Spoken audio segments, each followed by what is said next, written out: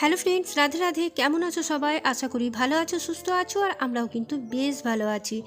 আরও একবার মো লাইফস্টাইল ব্লগে তোমাদের ওয়েলকাম, আর অনেক অনেক ভালোবাসা দিয়ে আজকের ব্লগটা শুরু করলাম। এখন বাজে সকাল 7টা, আর এখন থেকেই তোমাদেরকে সাথে নিয়ে আমি আমার ব্লগটা শুরু করলাম। তো আশা করি তোমাদের ব্লগটা কিছুটা হলেও ভালো লাগবে, আর ভালো লাগলে অবশ্যই পাশে থেকো।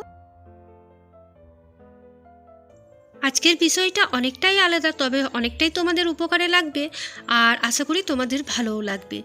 তুমি কি প্রতিদিন এটাই ভাবতে থাকো যে লোকজন তোমার নিয়ে কি ভাবছে? সত্যি কি তোমাকে সিরিয়াস নেয়, না শুধু শোনে আর চলে যায়? কখনো এটাও মনে হয়েছে কেউ তোমাকে বলে দিয়েছে তুমি স্মার্ট নও? তখন দেখবে মনে অনেকটাই আঘাত লাগে, তাই না? তবে একটা কথা সবসময় মনে রাখবে, স্মার্টনেস কেউ জন্মগত পায় না। প্রত্যেকটা মানুষেরই প্রতিটা জিনিসের জ্ঞান হয় না। কেউ জীবনে জলদি শিখে যায়, আরও কেউ আবার একটু দেরিতে। স্মার্ট নিজেকে তৈরি করা সেটা একটা প্রসেস। যেমন আমরা রান্নাবান্না শিখি, ঘর সংসারের কাজকর্ম শিখি, ওই রকমই স্মার্ট হওয়াটা একটা লার্নিং। আর এটার কোনো বয়স হয় না। না শুধু 18 বছরের মেয়েরাই স্মার্ট হয়, না 48 বছরের মহিলারা। কিছু শিখতে পারবে যদি তোমার মন থেকে কিছু শেখার আগ্রহ থাকে, তবে তোমাকে কেউ আটকাতে পারবে না। এটাই কিন্তু বাস্তব।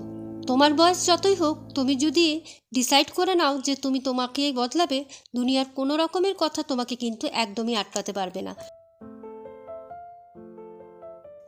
অনেকই লোকজন আছে যারা এটাই সবসময় মনে করে স্মার্ট মানে হচ্ছে ওয়েস্টার্ন ড্রেস পরা, হাইফাই বা ভালো ব্র্যান্ডের জামা কাপড় পরা, বই পড়া, ইংলিশ বলা, এইসব, যেটা মানে এখনকার জেনারেশনে হচ্ছে।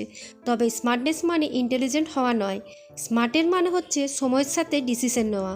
কখন কোথায় কি বলতে হয়, কখন চুপ থাকতে হয়, কোথায় রিয়্যাক্ট করতে হয়, আর কোথায় কথাগুলোকে ইগনোর করতে হয়। এই সমস্তই হলো কিন্তু স্মার্টনেসের একটা পার্ট। নিজেকে স্মার্ট দেখানোর জন্য একটা ড্রেস পরে তৈরি হয়ে গেলাম। স্মার্ট তৈরি করা শুধু দেখানোর জন্য হয় না। ওটা তখনই দেখতে পাবে যখন কেউ তোমাকে না বলে বুঝে নেবে যে তুমি কতটাই বুদ্ধিমান। যখন তুমি কারোর সাথে দেখা করবে, তার বলার আগে তার নজরেই তোমার ওয়াইফ ফিল করবে। একজন সেন্সিবল ম্যাচুয়ার মহিলা সেই হয় যে প্রত্যেকটা সিচুয়েশানকে ভালোভাবে কিন্তু হ্যান্ডেল করতে পারে। প্রত্যেকটা কথার সঙ্গে সঙ্গে রিয়াকশান দেয় না, প্রথমে ভাবে তারপর কিন্তু উত্তরটা দেয়। স্মার্টনেস বিহেভিয়ারের মানে এটাও যে আননেসেসারি আর্গুমেন্ট থেকে বাঁচা, ছোট্ট ছোট্ট কথাকে ইগোতে না নেওয়া। যদি কখনো কেউ কিছু বলে দিল, সবসময় সেটার উত্তর দিতে হবে, এর কিন্তু কোনো মানে নেই। কখনো কখনো চুপ থাকাটাও ভালো। তুমি যখন প্রত্যেকটা সিচুয়েশন পেশেন্ট আর বুদ্ধি দেওয়া, তখন লোক তোমার লেভেলকে ফিল করে আর রেসপেক্ট দেয়। তার জন্য স্মার্ট হওয়ার জন্য সবথেকে যেটা জরুরি সেটা হলো বিহেভিয়ার। কিছু না বলে, না চিল্লিয়ে, শুধু নিজের কাজকর্ম দিয়ে মানুষকে ইমপ্রেস করতে পারো, সেটা কিন্তু অনেক ভালো। দেখবে আবার কখনো কখনো মানুষ নিজেকে প্রুভ করতে এমন ভাব দেখায় যে আমি খুব স্মার্ট, তবে সেটা কিন্তু স্মার্ট নয়, সেটা ওভার স্মার্ট। মনে হয় সে সব কিছুই জানে, তার থেকে বেশি কেউ জানতেই পারে না, আর দুনিয়ার তার থেকে বেটার কেউ নয়। তবে সত্যি এটাই, আমি সব কিছু জানি যারা এটাই ভাবে, তারা কিন্তু এক সময় তাদের গ্রোথ একদম শেষ করে ফেলে। কারণ যে মানুষ নিজেকে পারফেক্ট ভেবে নেয়, সে নতুন আইডিয়ার জন্য ওপেন থাকে না, কারো কাছে কিছু শেখে না। নিজের দোষে কিন্তু আস্তে আস্তে তার অ্যাটিটিউড তাকে একদম একা করে দেয়। আমরা যদি সবসময় শেখার চেষ্টা করি, নতুন নতুন জিনিস উপলব্ধি করি, মানে স্টুডেন্ট মতন, সেগুলো যদি আমরা একটু নিজের আশাক পোশাক সব কিছুতেই যদি পরিবর্তন আনি, তার সাথে সাথে কিন্তু সবথেকে যেটা জরুরি সেটা হলো আমাদের বিহেভিয়ার। আমরা যদি বিহেভিয়ার ভালো করি, মানুষের সাথে ভালো ব্যবহার করি, হেল্পফুল হয়ে একে অপরের সাহায্য করি, সবার সাথে ভালোভাবে কথা বলি, কোথায় কি বলতে হবে না বলতে হবে সেগুলো যদি আমরা সবসময় নিজের মনের মধ্যে রাখি, আর মাইন্ড সবসময় পজিটিভ রাখি, তাহলেই কিন্তু আমরা স্মার্টও হই আর ইন্টেলিজেন্টও হই, তাই না? তো আমার কিন্তু এটাই সত্যিকারে বাস্তব বলতে গেলে মনে হয়, একটা ভালো মানুষই কিন্তু আসলে স্মার্ট। তুমি যদি স্মার্ট হও, তাহলে তোমার একটা ভালো ব্যবহার থাকবে। পড়াশোনা এগুলো তো আছে, সেগুলোর ক্ষেত্রে তো একদমই আলাদা। তবে বেশি পড়াশোনা, বেশি ইংলিশ বলতে পারলেই যে তুমি স্মার্ট, সেটা কিন্তু নয়, সেটা কিন্তু সত্যিরই একটা ওভার স্মার্ট। তো অনেকটা কথাই বলে ফেললাম তোমাদের সাথে। জানি না, আজকে মনে হলো যে তোমাদের সাথে একটু এইসব কথা নিয়ে আলোচনা করি, তাই কিন্তু আজকে এইসব কথাগুলো তোমাদের সাথে শেয়ার করলাম। আর ভালো লাগলে অবশ্যই কমেন্টের মাধ্যমে জানিও। তো তোমাদের সাথে কথা বলতে বলতে মোটামুটি আমার ঘরের ডাস্টিংয়ের যত কাজ আছে সেগুলো কিন্তু আমি কমপ্লিট করেই ফেললাম। আর যেহেতু আজকে সানডের দিন, তো স্পেশাল খাবার দাবার তো আছে। এদিকে দাদাভাই তোমাদের আজকে খেতে আসবে, আর তারপর আরেকবেলা কিন্তু ডিউটি যাবে না, তো তাই মাংসটা এনে দিয়েছে। আর আমি এখন এই যে ঘরের কাজকর্ম সমস্ত কিছু কমপ্লিট করে তারপর মাংস রান্না যা আছে সেগুলো শুরু করব। আর যা ঠান্ডা পড়েছে তাতে ভাই আমি কিন্তু একদম সোয়েটার খুলতে পারছি না। আর স্নান তো বলবো অনেকটাই দেরি হয়ে যাচ্ছে, তবে ওই যে রোদে বসতে হচ্ছে 1-2 ঘন্টা চুল শোকাবার জন্য। তো চলো এখন ঘরের টুকটুক করে সমস্ত কাজগুলো করে নিই। এখন একটা এমন ওয়েদার আছে যে মানে না তোমার কাপড় শুকাচ্ছে, না তুমি কাপড় ডেলি কাচতে পারবে। আর যখন জমা করছি তখন অনেক কটা হয়ে যাচ্ছে, তো তার জন্যে একটা একটা করে কেচে কেচে যেখানে সেখানে মেলে কিন্তু শুকিয়ে নিচ্ছি। বাইরে রোদে দিয়েছিলাম, তারপর ছাদে দিয়েছিলাম, তারপর বারান্দায় দিয়েছিলাম, অনেকখানা কাপড় হয়েছিল জানো তো। সেগুলো এখন উঠিয়ে জায়গা মতো তুলে রাখলাম। আর দাদাভাইয়েরই কাপড়গুলো বারান্দাতে মেলা ছিল।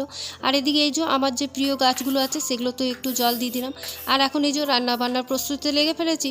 তো ওই যে ভাবলাম আজকে বানাবো ওই তোমার পেঁয়াজ কলি ভাজা আলু দিয়ে, আর আলু সিদ্ধ করব পেঁয়াজ দিয়ে, সব কিছু দিয়ে মাখবো। আর মাটনের কষা কষা বা ঝোল যাই বলো সেটাই করব, তবে আজকে একটু পালং শাক দিয়ে করব। তো যাই হোক, এখন এদিকে পালং শাকগুলো কেটে রাখছি। মোটামুটি কাজ করতে করতে যদি আমি এটা আগে করে নিতাম তাহলে আজকে একটু আমার হেল্প হতো, তবে আমি ভাবলাম যাই হোক, এখনই তো তরকারিগুলো কাটা হয়ে যাবে, যেহেতু বিশেষ তো সেরকম কিছু রান্না বান্না নেই। আর আমাদের ঘরে যদি মাটন হয় তাহলে কিন্তু আমার ছেলেও কোনো রকম তরকারি খায় না, আর তোমাদের দাদাভাইও কিন্তু খায় না, ব্যাস পোস্ত বাটাটা হলেই হয়ে যায়। এই কাজগুলো জানো তো অভ্যেসে পরিণত হয়েছে, কারণ প্রতিদিন রুটিনের মধ্যেই তো এগুলো থাকে, কোনো তো উলটপালট নেই। হয়তো কয়েকটা কাজের মধ্যে উলটপালট থাকে, যেদিন রান্না বেশি থাকে সেদিন হয়তো কাজ কম থাকে, আর যেদিন কাজ বেশি থাকে সেদিন হয়তো রান্নাটা কম থাকে। আর এদিকে এখন দেখো এই আলু সিদ্ধটা বসিয়ে দিচ্ছি। ওই যে বললাম আলু সিদ্ধ মাখা করব তার জন্যে। আর আমি না নতুন আলুটা খেতে পারি না, তাই নতুন আলুটা এখন একদমই কিনছি না। যখন দেখবো তোমার একদমই পাচ্ছি না পুরনো আলু, তখন নতুন আলুটা কিনতেই হবে, কোনো উপায় নেই। আর নতুন আলুর কিন্তু বেশ টেস্ট হয় না আলু সিদ্ধ মাখা করলে। আর এদিকে তেলটাও মানে বাড়ন্ত হয়ে গেছিলো, তাই যতটা দরকার ততটা রিফিল করে নিলাম। আর এদিকে কিন্তু দাদাভাইও চলে এসছে, তো ও আবার দেখছি টিফিনে তোমার ওই কচুরি নিয়ে এসছে, তো সেটাই বলছে ছেলেকেও দিয়ে দাও, তুমিও খাবে তো খেও না, আর নিজেও খাবে। তো সেটাই এখন মানে এদিকের অর্ধেকটা কাজ সেরে নিই, তারপর জলখাবারটা দিয়ে দেবো। আর এই মধ্যে কিন্তু আমি জলখাবারের মধ্যে তোমার ওই সুজির উপমা করেছিলাম, তো সেটা ছেলে আগেই খেয়েছে। তো যাই হোক, যখন বাবা আজকে কচুরি নিয়ে এসছে সেটা তো আর ছাড়বে না, তো চলো এখন ওকেও খেতে দিয়ে দিই। আর আমি এদিকে পেঁয়াজ কড়িটা কিন্তু বসিয়ে দিই।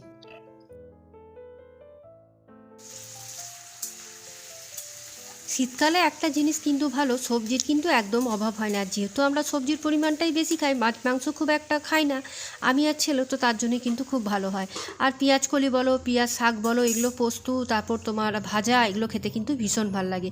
আর এদিকে মাটনটাও কিন্তু বসিয়ে দিয়েছিলাম, আর তার মাঝখানে কিছু টুকিটাকি কাজ ছিল সেগুলো করে নিলাম। আর ওইদিকে আলুটাও সিদ্ধ হয়ে গেছে, পেঁয়াজ কলিও ভাজা হয়ে গেছে। আর মাংসটা এখন ঢাকা ঢাকা দিয়ে কষিয়ে তারপর যেটুকু জল বেরিয়ে যাবে, তারপর কিন্তু এই যে ওপর থেকে পালং শাকটা দিয়ে দেবে, আবার 10 মিনিট মতন ফুটিয়ে নেবে। আর তার সাথে কিন্তু আমি ধনে পাতাও দিয়েছি। আর নামাবার সময় তো গরম মশলা ঘি যারা দাও তারাই, তো আমি শুধু গরম মশলাটাই দিই, ঘিটা দিই না, যেহেতু আমারও হাই প্রেশার আর দাদা ভাইয়েরও হাই প্রেশার, তার জন্যে।